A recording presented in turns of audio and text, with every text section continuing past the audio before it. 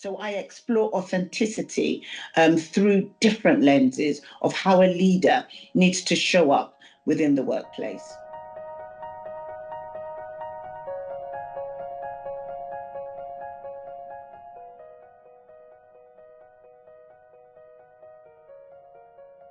So I think businesses need to be evidence-based and data-driven. It's really important.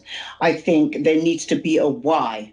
They really need to articulate, why are we doing this? What is the qualitative analysis? What is the quantitative analysis? Why should we do this? What are the benefits to our business? What is the data saying? And what are the consequences if we get this wrong? And I think bringing all of that together, that is the basis in which organizations should start their journey of inclusion. I think a lot of the time people just react without actually articulating the case for inclusion. So what is your data telling you? What areas do you need to focus on? And I think, what are the consequences of getting it wrong? Because people will act in an area where they know that there will be consequences. So I think bringing all of this together really lays the foundations for businesses to start thinking how they can begin to turn the dial around creating an inclusive culture within their organization.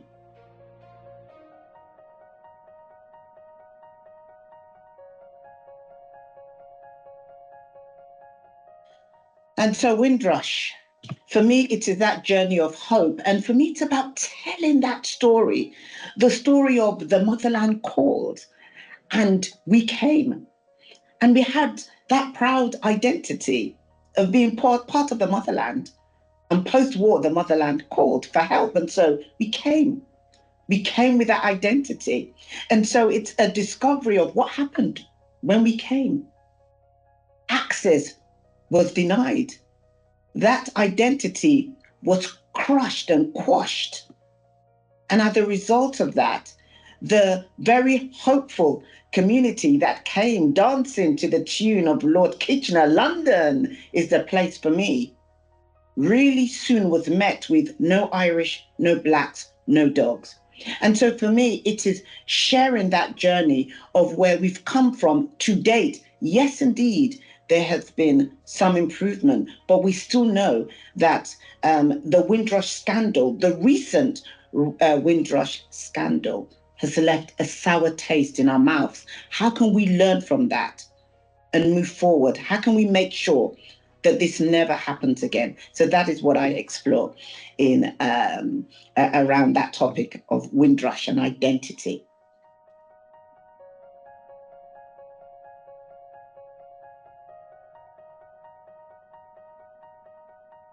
Gosh, I could talk about this forever, but with regards to authenticity, I always talk to leaders about this.